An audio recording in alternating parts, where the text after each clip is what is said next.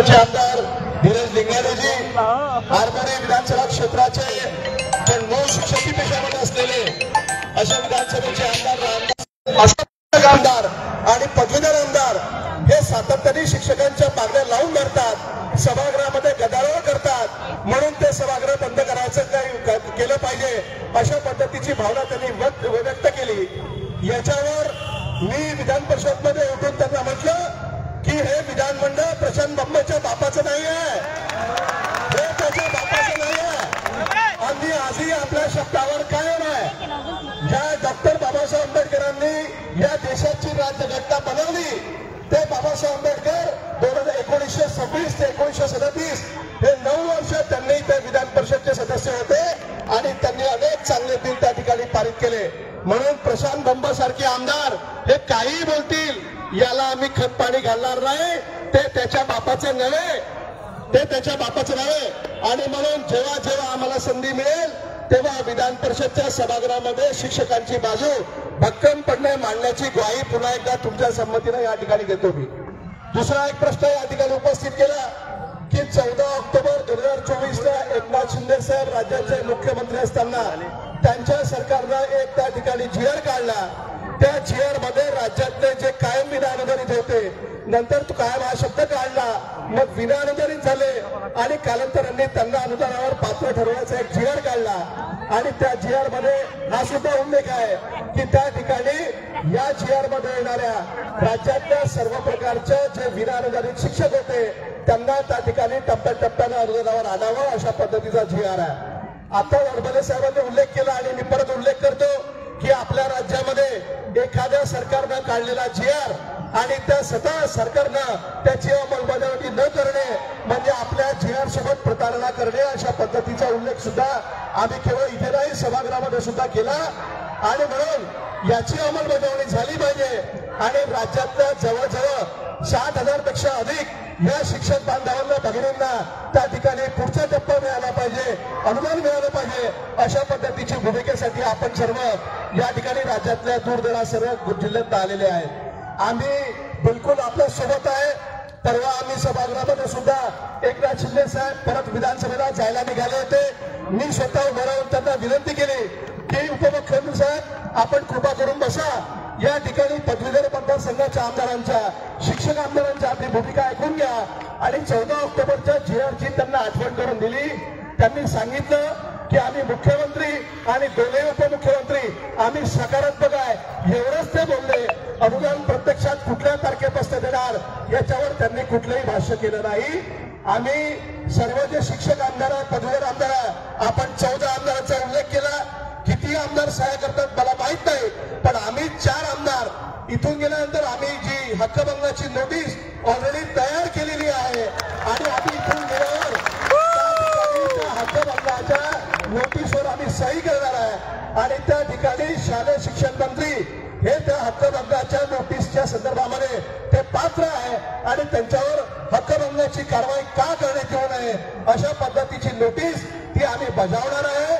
आम्ही जे काही आमचं कर्तव्य आहे, जे काही तुमच्या प्रती आमची निष्ठा आहे त्या निष्ठेच्या प्रती आम्ही इमानदार आहोत। आम्ही ती हक्कभंगाची नोटीस देणार आहे। उद्या सुद्धा त्या ठिकाणी आज आपल्या भारताचे सरन्यायाधीश भूषण गवई साहेब यांचा सत्काराचा कार्यक्रम असल्यामुळे मला वाटतं आता विधान परिषदचं कामकाज त्यांनी थांबवलेलं आहे। उद्या परत कामकाज सुरू होणार आहे। उद्या सुद्धा आम्ही त्या हक्कभंगाच्या नोटीसच्या संदर्भामध्ये तशा पद्धतीची सूचना ही सभागृहाला अवगत करणार आहे। तुमच्या या आंदोलनाच्या 100% आम्ही सोबत आहे।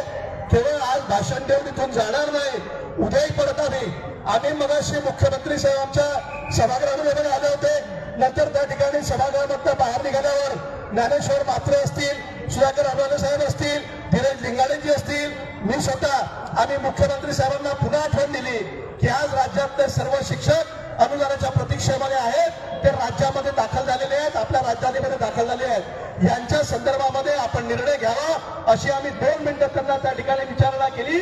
ते म्हणाले की कार्यक्रम संपल्यावर बोलवतो। आम्ही आता परत त्या ठिकाणी विधान भवनात गेल्यावर आम्ही मुख्यमंत्री साहेबांना भेटण्याचा प्रयत्न करतो, त्यांना विनंती करतो, त्यांना हे सुद्धा म्हणतो की आपण जे संपूर्ण राज्याच्या 36 जिल्ह्यामध्ये आलेले शिक्षक बांधव आपण यांच्या शिष्टमंडळाला बोलावं आणि कृपा करून या अनुदानाला वितरित करण्याचा आपण घोषणा करावी अशी विनंती आम्ही त्यांना करणार आहोत. समजा हे झालं नाही तर हक्कभंगाची कारवाई आम्ही सुरू करणारच. सोबत आपण ज्या पद्धतीनं ज्या दिशेनं हे आंदोलन जे ठिकाणी जाईल त्याच्या सोबत आम्ही समर्थपणे तुमच्या सोबत राहू, तुमच्या पाठीशी राहू आणि तुम्हाला वाऱ्यावर सोडणार नाही हे या ठिकाणी वचन देतो. हा प्रश्न सुटला पाहिजे आणि निश्चितपणे सुटेल अशा पद्धतीची अपेक्षा करतो. पुढील जी दिशा आपण दाखवाल त्या संदर्भामध्ये आम्ही आमची भूमिका स्पष्ट करू. धन्यवाद.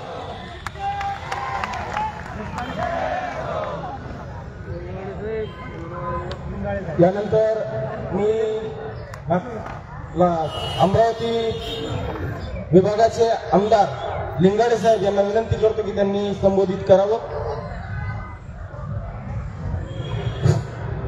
टप्पा अनुदानाच्या या आंदोलनाला संपूर्ण महाराष्ट्रातून या ठिकाणी आलेले सर्व शिक्षक बंधू आणि या आंदोलनाला या ठिकाणी उपस्थित माझ्यासोबत या ठिकाणी आलेले आमचे नागपूर विभागाचे शिक्षक आमदार अडबाले साहेब,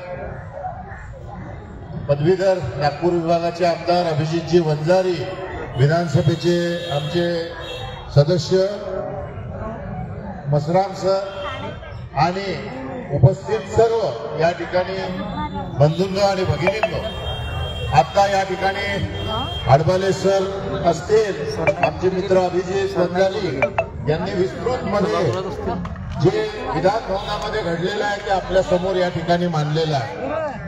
14 ऑक्टोबर 2024 जो सरकारने जो जी.आर. काढला, निवडणुकीच्या पहिले असे अनेक जी.आर. त्यांनी काढले आणि त्यांनी आपली बाजू सावरून घेतली, त्याची आपल्याला कल्पना आहे. परंतु याच अधिवेशनात नाही, मागच्या नागपूर अधिवेशनापासून मागच्या नागपूरचं जे अधिवेशन झालेले त्याही अधिवेशनात सातत्यानं शिक्षकांना टप्पा अनुदान हा मिळाला पाहिजे आणि लवकरात लवकर मंजूर केला पाहिजे यासाठी सातत्यानं आम्ही तिन्ही आमदार सुरुवातीपासून प्रयत्नशील आहोत.